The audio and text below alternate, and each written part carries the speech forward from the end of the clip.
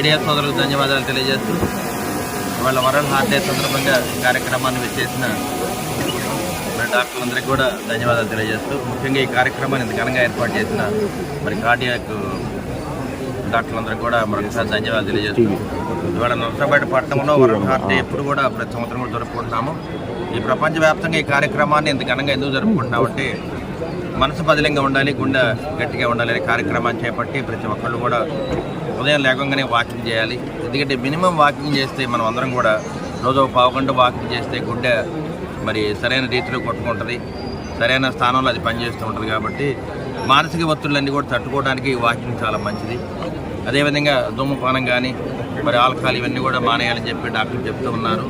మరి కరోనా వచ్చిన తర్వాత హార్ట్ అనే అటాక్స్ చాలా ఎక్కువైనాయి. కాబట్టి ఈ కార్యక్రమంలో అందరూ కూడా మరి పాల్గొని ప్రజలకి మెసేజ్ని పంపించాలి, అందరూ కూడా ఆరోగ్యంగా ఉండాలి, గుండె పదిలింగా ఉంచుకోవాలని చెప్పి తెలియజేస్తున్నాం.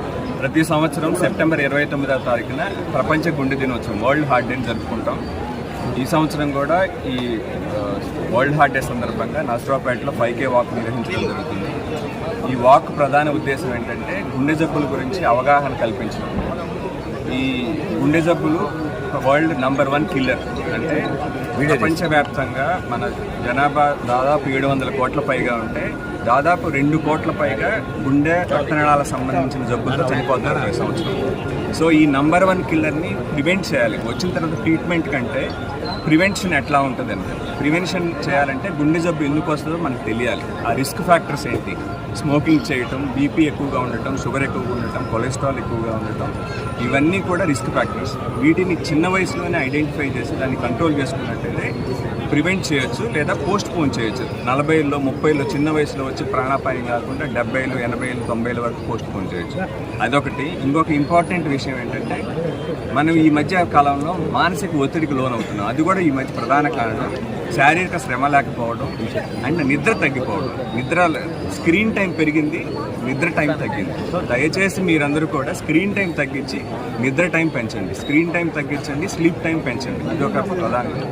ఈ CSI AP ఈ కార్యక్రమాన్ని ఇంత పెద్ద మొత్తంలో నిర్వహించడానికి ప్రధాన కారణం కూడా ఈ గుండె జబ్బుల నివారణకి ఇంకో స్లోగన్. ఈ వరల్డ్ హార్ట్ డే రోజు మెయిన్ స్లోగన్ ఏంటంటే use your heart for action. అంటే మీ గుండెని ఉపయోగించండి, అంటే మనస్ఫూర్తిగా యాక్షన్లోకి దిగండి గుండె జబ్బులు నివారించడానికి. మనం మన గుండెని పదిలం చేసుకోవటమే కాకుండా మన కుటుంబ సభ్యులు, స్నేహితులకు కూడా ఆరోగ్యకరమైన గుండెని ఎలా కాపాడుకోవాలో తెలియజేయడంతో పాటు ప్రభుత్వాలను కూడా యాక్షన్ తీసుకునేటట్టు, ఈ గుండె జబ్బులు నివారించడానికి ఏం చేయాలో చర్యలు తీసుకునేటట్టు మనం ప్రోత్సహించాలి. దానికి మెయిన్ ఏంటంటే ఒక పిటిషన్ ఉంటుంది, global petition for world heart day సందర్భంగా. దాన్ని మనం సైన్ చేస్తే మన ఇంటర్నెట్లో world heart day global petition కొడితే వస్తుంది. దాన్ని మనం సిగ్నేచర్ చేసి పంపిస్తే, పెద్ద మొత్తంలో పంపిస్తే గవర్నమెంట్లు కూడా దీని మీద యాక్షన్ తీసుకోవడానికి అవకాశం ఉంటుంది. ఈ సందర్భంగా నేను మన ముఖ్య అతిథి గౌరవ ఎమ్మెల్యే చదలవాడ అరవింద్ బాబు గారికి నేను మనవి ఏం చేసుకుంటున్నానంటే, ఆయన అసెంబ్లీలో ఉన్నప్పుడు కూడా ఇది వరల్డ్ నంబర్ 1 కిల్లర్.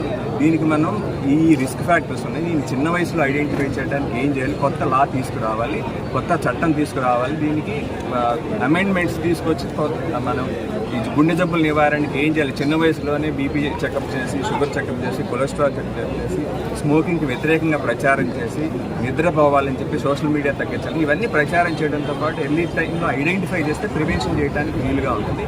దీని గురించి ప్రభుత్వాలే గట్టి నిర్ణయం తీసుకొని దాన్ని ప్రోత్సహించాల్సిందిగా కోరుచున్నాను.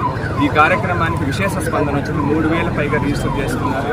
ఈ కార్యక్రమానికి మంచి పబ్లిసిటీ కల్పించడానికి మన మిత్రులు, మీడియా సోదరులు అందరూ కూడా వాళ్ళ వంతు వాళ్ళకి పోషించారు, వాళ్ళ పాత్ర పోషించారు.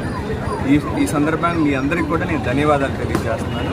ఈ మెసేజ్ని అందరికీ రీచ్ అయ్యేటట్టు చేయండి. హార్ట్ డిసీజెస్ ప్రివెన్షన్కి రిస్క్ ఫ్యాక్టర్ని ఎర్లీగా ఐడెంటిఫై చేసి ప్రివెన్షన్కి మనం జాగ్రత్త తీసుకోవాలి. కొత్తగా వచ్చిన రిస్క్ ఫ్యాక్టర్స్ ఏంటంటే ఎయిర్ పొల్యూషన్ కూడా ప్రధాన కారణం. దాన్ని కూడా వీలైనంతవరకు తగ్గించడానికి గవర్నమెంట్ చర్య తీసుకోవాలని నేను కోరుకుంటూ సెలవు తీసుకుంటాను.